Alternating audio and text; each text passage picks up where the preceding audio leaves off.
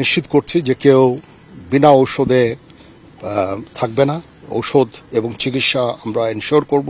আমাদের আরও অনেক কাজ করতে হবে। এখানে আত্মতুষ্টির কোনো কারণ নাই। আমরা চেষ্টা করে যাচ্ছি আমাদের সাধ্যমতো। আমাদের সাথে এত গহীন জায়গায় গেছেন, আপনারা দেখেছেন যে আমরা কত ডিফিকাল্ট জায়গায় যে ত্রাণ দিচ্ছি।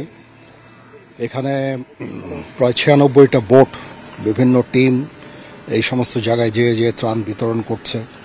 আর আমাদের বড় যে সমস্ত হেলিকপ্টারগুলো আছে, ওগুলো যে সমস্ত বড় বড় জায়গায়, ওখানে আমরা খাবার, ঔষধ ইত্যাদি আমরা ড্রপ করছি, আমাদের টিমগুলো ড্রপ করছি।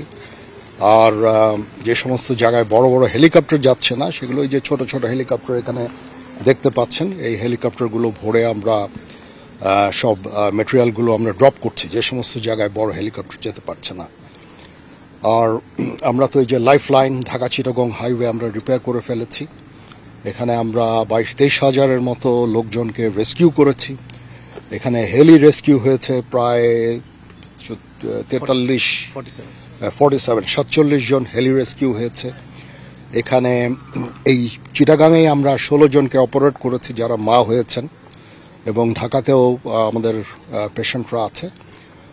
এবং আমরা নিশ্চিত করছি যে কেউ বিনা ঔষধে থাকবে না। ঔষধ এবং চিকিৎসা আমরা এনশিওর করব সবার জন্য।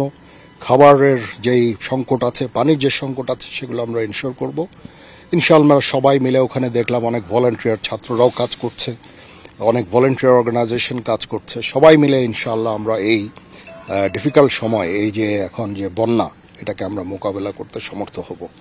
আপনাদেরকে অনেক ধন্যবাদ এই যে আপনারা আমাদের সাথে এত ডিফিকাল্ট জায়গায় যে এই সমস্ত খবরগুলো কভার করছেন এবং দেশ এবং জাতিকে জানাচ্ছেন যে কিভাবে বিভিন্ন লোকজন সবাই কাজ করছে। খালি সেনাবাহিনী না, এখানে নৌবাহিনী, বিমান বাহিনীও কাজ করছে, ছাত্ররা কাজ করছে, অনেক ভলান্টিয়ার অর্গানাইজেশনস কাজ করছে।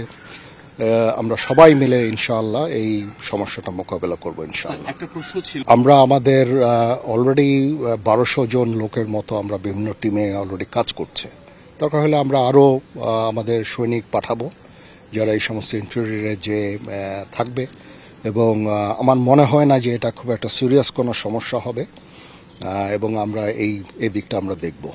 এবং শিশু খাবার যেগুলো আছে সেগুলো আমরা পাঠাচ্ছি ওখানে, এবং চিকিৎসার জন্য যত ঔষধ, তারপরে মেডিকেল টিম, 10টা মেডিকেল টিম অলরেডি কাজ করছে।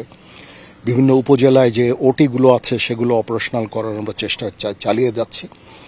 তো ইনশাল্লাহ আমার মনে হয় যে আমরা ভালোভাবেই কাজ করে যাচ্ছি। ইনিশিয়ালি 2-3 দিন ওয়েদার খুব খারাপ ছিল, কোনো হেলিকপ্টার ফ্লাই করা যাচ্ছিল না।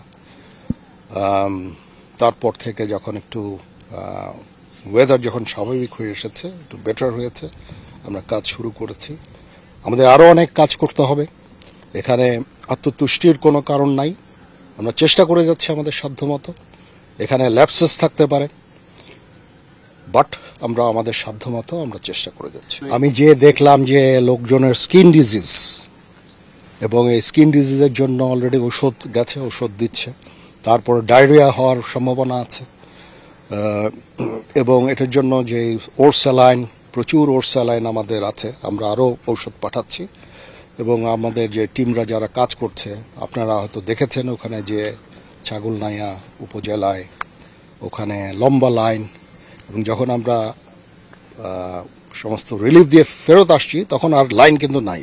তার মানে 2-3 ঘন্টার মধ্যে সবাইকে চিকিৎসা দেওয়া হয়েছে।